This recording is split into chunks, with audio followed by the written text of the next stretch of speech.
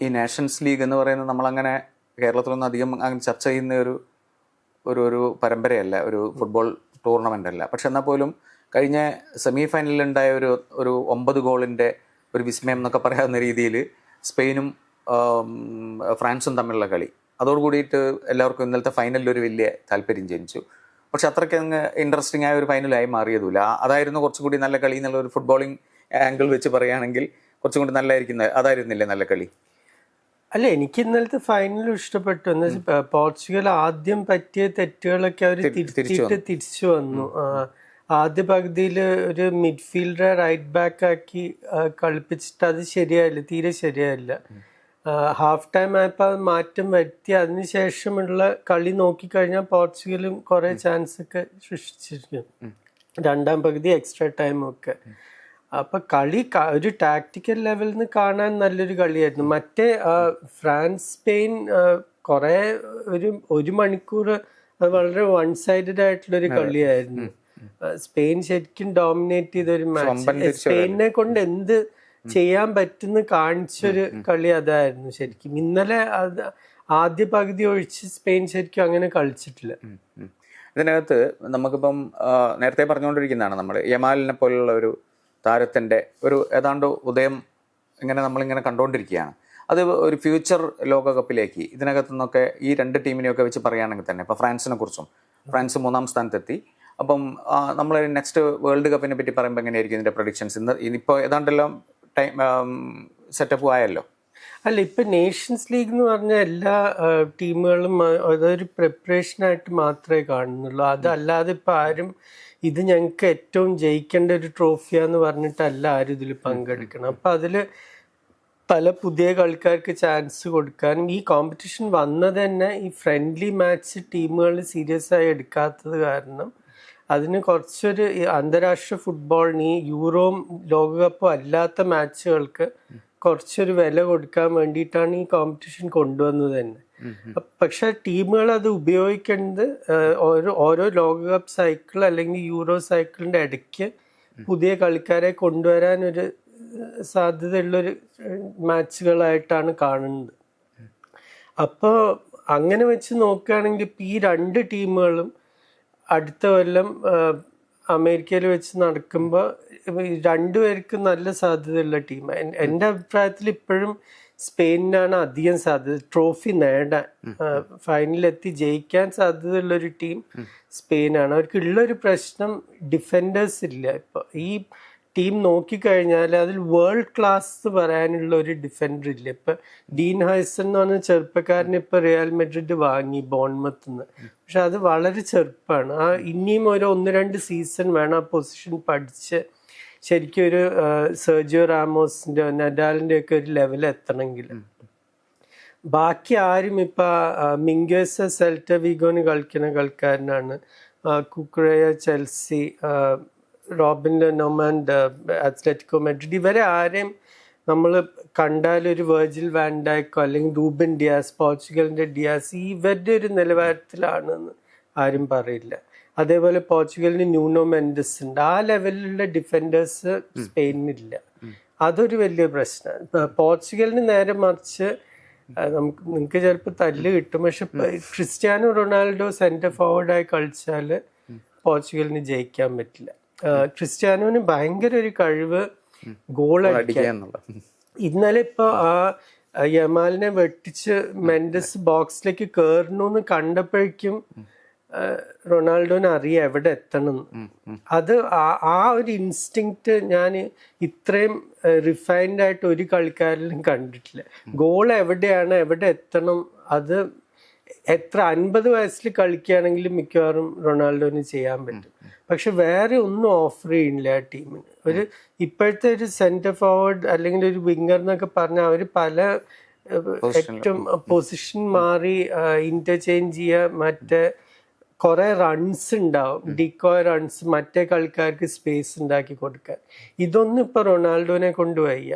ഇന്നലെ പലപ്പോഴും ബോൾ കിട്ടിയപ്പോൾ 1-2 സ്റ്റെപ്പ് ഓവർ ഒക്കെ നോക്കി, പക്ഷെ ഇപ്പൊ ഡിഫൻഡേഴ്സിന് പേടിയില്ല, അവരവിടെ തന്നെ നിൽക്കും. ഇനി ഇയാൾ എന്ത് ചെയ്യും നോക്കാന്ന് പറഞ്ഞു. നേരെ തിരിച്ച് റഫാൽ ലിയാവ് വന്നപ്പോൾ അവർ കിടുകിട വരച്ചു. എന്താ വെച്ചാൽ ലിയാവിന് ആ ഒരു ഫിസിക്കൽ ത്രെറ്റും ഉണ്ട്, പേസ് ഉണ്ട്. 2-3 തവണ ലിയാവ് നേരെ ബോക്സിലേക്ക് ഓടിയപ്പോൾ സ്പെയിനിന് എന്താ ചെയ്യേണ്ടതെന്ന് അറിയാത്തൊരു സ്ഥിതിയായിരുന്നു. അപ്പോൾ എൻ്റെ അഭിപ്രായത്തിൽ പോർച്ചുഗൽ ജയിക്കണമെങ്കിലും മിക്കവാറും CR7 ഒരു ഇമ്പാക്ട് സബ്സ്റ്റിറ്റ്യൂട്ടായിട്ട് ഉപയോഗിക്കുക. അല്ലാതെ ഈ ആദ്യത്തെ 70 മിനിറ്റ് കളിപ്പിച്ചാൽ ചിലപ്പോൾ അപ്പോഴേക്കും കളി കയ്യിൽ നിന്ന് പോയിട്ടുണ്ടാവും. ഇതിനകത്ത് നമ്മൾ യമാലിന് അങ്ങനെ തിളങ്ങാൻ കഴിഞ്ഞില്ല. എന്താണ് ഇന്നലെ യമാലിനെ പറ്റിയത്? മാത്രമല്ല പോർച്ചുഗൽ അതിനെ കുറിച്ച് നന്നായിട്ട് ബോധം ഉണ്ടായിരുന്നു, ഡിഫൻസിനും നല്ല ഐഡിയ ഉണ്ടായിരുന്നു. അതാണ് നേരത്തെ ഞാൻ ന്യൂനോ മെൻഡസിന്റെ കാര്യമാണ്. ഈ സീസൺ ന്യൂനോ മെൻഡസ് കളിച്ചിട്ടുള്ള റൈറ്റ് സൈഡ് വിങ്ങേഴ്സ് എന്ന് വേണമെങ്കിൽ പറയാം. മുഹമ്മദ് സാല, ബുക്കായോ സാക്ക, ഇപ്പൊ യമാൽ, 3 പേർക്കും ഒന്നും ചെയ്യാൻ പറ്റിയിട്ടില്ല ആ കളികളിൽ. അത് ലോകത്തെ ഏറ്റവും വലിയ 3 കളിക്കാർ ആ പൊസിഷനിൽ.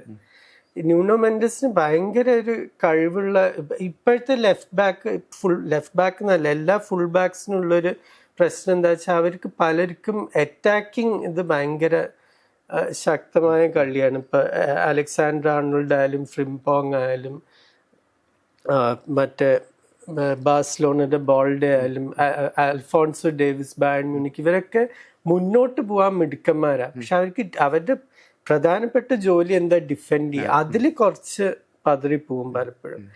ന്യൂനോ മെൻഡസിന് 2 ചെയ്യാൻ പറ്റും. ഇന്നലെ ഗോൾ അടിച്ചു, 2ാമത്തെ ഗോൾ സൃഷ്ടിച്ചതും ന്യൂനോ മെൻഡസ് ആണ്. അതേപോലെ യമാലിനെ തടയാനും പറ്റി. വളരെ ചുരുക്കം 2 ഷോട്ട് എനിക്ക് ഓർമ്മയുണ്ട്. മറ്റേ ഫ്രാൻസിന്റെ അടുത്ത് കളിച്ച പോലെയൊന്നും കളിക്കാൻ പറ്റിയില്ല. പിന്നെ ഒരു കാര്യം നമ്മൾ ഓർക്കേണ്ടത്, 17 വയസ്സേ ആയിട്ടുള്ളൂ. കഴിഞ്ഞ സീസൺ 50 കളി കളിച്ചു ബാഴ്സലോണയ്ക്ക്, ഈ സീസൺ 55. അതിന്റെ ഇടയ്ക്ക് യൂറോ കളിച്ച് അത് ജയിച്ചു 16 വയസ്സിൽ. അപ്പൊ ഈ ഒരു വർക്ക് ലോഡ് ശരിക്കും ഇന്നലെ നമ്മൾ മുമ്പൊരിക്കൽ സംസാരിച്ചപ്പോൾ പറഞ്ഞു, യമാല ഏത് സാഹചര്യത്തിലും ഏറ്റവും ഉചിതമായ പാസോ അല്ലെങ്കിൽ മൂവോ കണ്ടെത്താൻ ആ ഒരു കഴിവുണ്ട്. ഇന്നലെ നേരെ തിരിച്ച് പലപ്പോഴും ഏറ്റവും റോങ് ഓപ്ഷനാണ് ചൂസ് ചെയ്തത്. അത് സാധാരണ എന്താ പറയുക, ഒരു ടയർഡ് മൈൻഡിൽ നിന്ന് വരുന്ന ഒരു മിസ്റ്റേക്സ് ആണ് പലതും. അതുകൊണ്ടായിരിക്കും പിൻവലിച്ചതും ആയിരിക്കും. ഇപ്പൊ അതാ ഞാൻ നേരത്തെ നിങ്ങളോട് സംസാരിക്കുമ്പോൾ പറഞ്ഞു, ഇപ്പൊ ഒരു ലോകകപ്പ് ഫൈനൽ അല്ലെങ്കിൽ യൂറോ ഫൈനൽ ആണെങ്കിൽ ഒരിക്കലും നിങ്ങളുടെ ഏറ്റവും വലിയ കളിക്കാരൻ നിക്കോ വില്യംസ് 92-ാം മിനിറ്റില്, പിന്നെ യമാൽ എക്സ്ട്രാ ടൈമിന്റെ ഹാഫ് ടൈം, ഇവരെയൊന്നും പിൻവലിക്കില്ല നിങ്ങൾ. ഇതിപ്പോ നേഷൻസ് ലീഗ് ആയതുകൊണ്ട് ആയിക്കോട്ടെ എന്ന് പറഞ്ഞിട്ട് അവരെ പിന്നെ അവര് മെഡിക്കൽ സ്റ്റാഫ് പറഞ്ഞിട്ടുണ്ടാവും ഇനിയിപ്പൊ ഇവനെ കളിപ്പിച്ചാലും വല്ല പരിക്കും വരാൻ സാധ്യതയുണ്ട്. അപ്പൊ അതൊക്കെ നോക്കിയിട്ട് ഇപ്പൊ ക്രിസ്ത്യാനോനെ പിൻവലിച്ചു, ബെർണാർഡോ സിൽവ, കുറെ വലിയ കളിക്കാര് മുഴുവൻ കളിയൊന്നും കളിച്ചിട്ടില്ല. നമ്മൾ ഈ 17-കാരന്റെ ഫ്യൂച്ചറിനെ കുറിച്ച് നമുക്ക് യാതൊരു സംശയമില്ല. അടുത്ത വേൾഡ് കപ്പിൽ എന്തായാലും ഒരു വലിയ സ്റ്റാർ തന്നെയായിരിക്കും യമാൽ. പക്ഷേ റൊണാൾഡോ എങ്ങനെയായിരിക്കും? ഇപ്പൊ മാർട്ടിനസ് കോച്ച് ആണെങ്കിലും റൊണാൾഡോ എന്തായാലും കളിക്കും. എന്താ വെച്ചാൽ അത്രയും റിലയബിൾ ആയിട്ടുള്ള ഗോൾ സ്കോറിങ് ഒരു ഓപ്ഷൻ. ഇപ്പൊ ഗോൺസാലോ റാമോസിനെ പറ്റിയൊക്കെ വലിയ പ്രതീക്ഷ ഉണ്ടായിരുന്നു, ജാവ് ഫെലിക്സ്, ഇവരെ പറ്റിയൊക്കെ ഒരു 2-3 കൊല്ലം മുമ്പ് വരെ അടുത്ത റൊണാൾഡോ ആവാൻ പറ്റുന്നല്ല, പക്ഷെ അടുത്തൊരു വലിയ കളിക്കാരാവാൻ പറ്റുന്നുള്ള. പക്ഷെ അവര് അവിടുന്ന് മുന്നോട്ട് പോകാൻ പറ്റിയിട്ടില്ല ശരിക്കും. അപ്പൊ ഇപ്പോഴും പെട്ടെന്നൊരു ഗോള് വേണമെന്നുണ്ടെങ്കിൽ വേറെ ഒരു സെന്റർ ഫോർവേഡ് തരുന്ന കാര്യങ്ങളൊന്നും ഇപ്പൊ തരാൻ പറ്റുന്നില്ല CR7. പക്ഷെ എന്നാലും ഇന്നലെ കണ്ട പോലെ ആ ഒരു ബോക്സിലേക്ക് ഒരു ക്രോസോ പാസോ വന്നാൽ അത് ഫിനിഷ് ചെയ്യാനുള്ള കഴിവുണ്ട്. അതുകൊണ്ട് എനിക്ക് തോന്നുന്നു ചുരുങ്ങിയത് ഒരു സബ്സ്റ്റിറ്റ്യൂട്ട് ആയിട്ടെങ്കിലും കളിക്കും. ഫിറ്റ്നസിനെ പറ്റി പിന്നെ പേടിക്കേണ്ട ആവശ്യമൊന്നുമില്ല. അതുപോലെ തന്നെ ഈ നമ്മൾ പോർച്ചുഗലിനെയും സ്പെയിനിനെയും എടുത്ത് പറയുന്ന സമയത്ത് ഒരു റേഷ്യലായിട്ടുള്ള പൊളിറ്റിക്കലായിട്ടുള്ള ചില പ്രശ്നങ്ങൾ സംസാരിക്കുകയാണെങ്കിൽ പലപ്പോഴും ഇപ്പോഴും യമാലിനൊക്കെ എതിരായിട്ടുള്ള കമൻസ് ഒക്കെ വരുന്നത് വളരെ രൂക്ഷമായ രീതിയിൽ വന്നിട്ടില്ലെങ്കിലും ഇപ്പോഴും ഇടയ്ക്കിടയ്ക്ക് അങ്ങനത്തെ കമൻസും സോഷ്യൽ മീഡിയയിലൊക്കെ അത്തരം സാധനങ്ങൾ വരുന്നുണ്ട്. അതിൽ പോർച്ചുഗീസ് കളിക്കാരെ കുറച്ചും കൂടി ഇതായിട്ടാണ് കാണുന്നത്. അതിനകത്താണെങ്കിൽ കുറച്ചുകൂടി പ്ലൂറലായിട്ടുള്ള ഒരു ടീം ബാലൻസും ഉണ്ട്. അതെന്തുകൊണ്ട്? അതിൻ്റെ ഒരു ഹിസ്റ്റോറിക്കൽ ഇതെന്താണ്? അത് ശരിക്കും ഒരു എന്താ പറയുക, ഒരു എക്സ്പ്ലെയിൻ ചെയ്യാൻ ബുദ്ധിമുട്ടായിട്ടുള്ളൊരു സംഭവം. എന്താ വെച്ചാൽ ഈ 2 രാജ്യങ്ങളെ എപ്പോഴും നമ്മൾ ഒരുമിച്ച് വെച്ചിട്ടാണ് സംസാരിക്കുക. ഐബീരിയ തന്നെയാണ് പേര് ആ ഒരു റീജിയൻ, റിവറിന്റെ അപ്പുറത്തും. അതെ. അപ്പോ 2 പേർക്കും പണ്ട് വലിയ സാമ്രാജ്യം ഉണ്ടായിരുന്നു. പോർച്ചുഗല് കിഴക്കോട്ട് വന്നു, മറ്റവർ ഇന്ത്യ ആണെന്ന് വിചാരിച്ച അമേരിക്കയിലേക്ക് പോയി. സ്പെയിൻ ഈ 20ാം നൂറ്റാണ്ട് എടുക്കുകയാണെങ്കിൽ ഒരു സ്ഥലത്ത് ഫ്രാങ്കോ, മറ്റൊരു സ്ഥലത്ത് സാലസാർ ഡിക്റ്റേറ്റർഷിപ്പ് 30 കൊല്ലത്തിനധികം ഭരിച്ചു. അപ്പൊ പല സാമ്യതകളും ഉണ്ട് അങ്ങനെ നോക്കുകയാണെങ്കിൽ. പക്ഷെ ഫുട്ബോളിന്റെ കാര്യത്തില് പോർച്ചുഗൽ വളരെ നേരത്തെ അവരുടെ കോളനീസ് എന്നുള്ള കളിക്കാരെ നാഷണൽ ടീമിൽ ഉപയോഗിക്കുകയായിരുന്നു.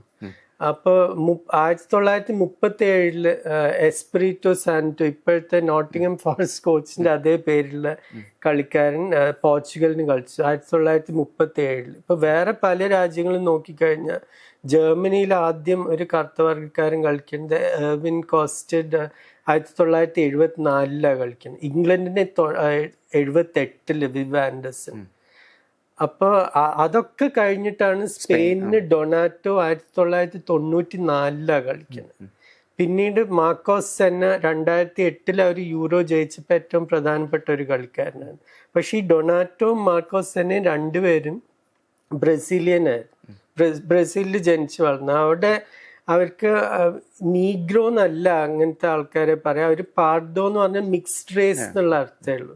ശരിക്കും കറുത്ത വർഗ്ഗക്കാര് എന്ന് പറഞ്ഞാൽ ആഫ്രിക്കയിൽ നിന്ന് വന്ന കളിക്കാരായിട്ട് ആദ്യം ഒരു താരങ്ങളായി കളിക്കുന്നത് നിക്കോ വില്യംസും യമാലും. അവരുടെ എതിരെ പല പ്രശ്നങ്ങളും ഉണ്ടായിട്ടുണ്ട്. ഇപ്പൊ കഴിഞ്ഞ കൊല്ലം യൂറോന്റെ സമയത്ത് AS എന്ന് പറഞ്ഞ പത്രം ഇവരെ രണ്ടുപേരെയും കവറിൽ ഫ്രണ്ട് പേജിൽ വെച്ചൊരു ഇത് വന്നു, പതിച്ചു വന്നു. അപ്പൊ ഈ റൈറ്റ് വിങ് റേഡിയോ ഷോസ് ഒക്കെ ഇതല്ല, ഇങ്ങനെയല്ല സ്പാനിഷ് ടീം വേണ്ട. എന്നിട്ട് അതിൻ്റെ താഴെ ഒരു പോസ്റ്റിന് താഴെ ഈ വില്യംസ് തിരിച്ചെഴുതിയിട്ടോ നീ റേഡിയോ ഓഫാക്കി പോയിക്കോന്ന് പറഞ്ഞിട്ട്. അത്രയും രൂക്ഷമായിട്ടുള്ള ഒരു പ്രശ്നമായിരുന്നു. നേരെ തിരിച്ച് പോർച്ചുഗലിൽ നോക്കിക്കഴിഞ്ഞാൽ അവരുടെ എല്ലാ കാലത്തെയും ഏറ്റവും വലിയ കളിക്കാരൻ CR7 വരുന്നതിന് മുമ്പ് യുസേബിയോ 1960കളിൽ കളിച്ചത്. ബെൻഫിക്കയ്ക്ക് വേണ്ടി 2 യൂറോപ്യൻ കപ്പ് നേടി പോർച്ചുഗലിനെ സെമിയിലെത്തിച്ചു ലോകകപ്പ്. പിന്നീട് ആ കാലത്തെ ക്യാപ്റ്റനായിരുന്ന മാരിയോ കൊളൂണിയം മൊസാംബിക്കിൽ ജനിച്ചതാണ്. പിന്നീട് 84 അവർക്ക് യൂറോ സെമിയിൽ ഗോൾ അടിച്ച ജോർഡാവ് ആംഗോളയിൽ ജനിച്ച. അപ്പൊ അങ്ങനെ പല വലിയ കളിക്കാരും അവരുടെ കോളനീസിനായിരുന്നു. സ്പെയിനിന് ആ ചരിത്രമില്ല. ഈ ഇപ്പോൾ ഉള്ള കളി ഇപ്പം നമ്മളിപ്പോൾ നാഷൻസ് ലീഗും ഒക്കെ വെച്ച് പറയുകയാണെങ്കിൽ ഞാൻ നേരത്തെ ചോദിച്ച ചോദ്യത്തിൻ്റെ ഒരു തുടർച്ചയാണ്. കാരണം ഈ വരാൻ പോകുന്ന വേൾഡ് കപ്പ്, അമേരിക്കയിൽ വരാൻ പോകുന്ന വേൾഡ് കപ്പിൽ എന്തെങ്കിലും സാധ്യതകൾ ഉരുത്തിരിഞ്ഞ് വരുന്നതായിട്ട് തോന്നുന്നുണ്ടോ ദിലീപിന്?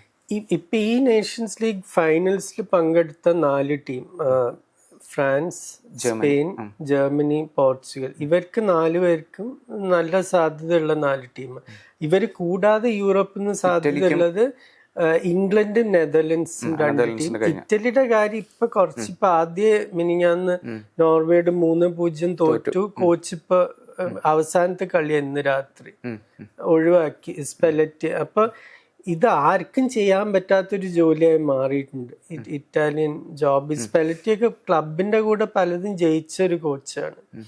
മാൻസിനിക്ക് ഒരു ഇത് ജയിക്കാൻ പറ്റി, യൂറോ ജയിക്കാൻ പറ്റി, പക്ഷെ ലോകകപ്പിലേക്ക് എത്തിക്കാൻ പറ്റിയിട്ടില്ല.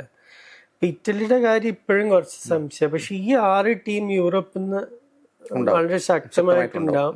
പിന്നെ ഇപ്പൊ ബ്രസീലില് ആൻസ്ലോട്ടി തുടക്കം കുറിച്ചോടെ എക്വഡോറായിട്ട് 0-0 ഡ്രോ. ആ ടീമിനെ നന്നാക്കി എടുക്കും, അതെനിക്ക് ഉറപ്പാണ്. അത് ഇനിയിപ്പോ ഒരു കൊല്ലം എന്ന് പറഞ്ഞാൽ അവർക്ക് ക്വാളിഫയിങ് മാച്ചും ഫ്രണ്ട്ലിയും ഒക്കെ അടക്കം ഒരു ചുരുങ്ങിയത് ഒരു 10-12 കളി കിട്ടും.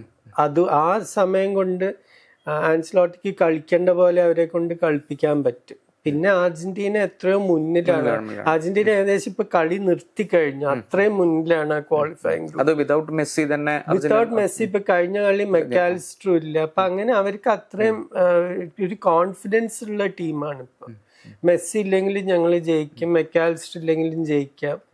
പിന്നെ ഗോൾ അടിക്കാൻ കളിക്കാറുണ്ട്. ഇപ്പൊ മാർട്ടിനസ് ആയാലും മറ്റേ ആൽവറസ്, ഇവരൊക്കെ ഒരു പുതിയ മുഖങ്ങളെന്ന് പറയില്ല, പക്ഷെ അവർക്ക് അനുഭവമുണ്ട്. മെസ്സിയുടെ ഒന്നും കുറേം കൂടി ചെറുപ്പമാണ്. അപ്പൊ അർജന്റീന ഒരു ഇപ്പോഴത്തെ സാഹചര്യത്തിൽ ഒരു ക്ലിയർ ഫേവറേറ്റ്സ് ആയിട്ട് നിൽക്കേണ്ട അർജന്റീനയാണ്. പക്ഷെ ബാക്കി ഒരു 7-8 ടീം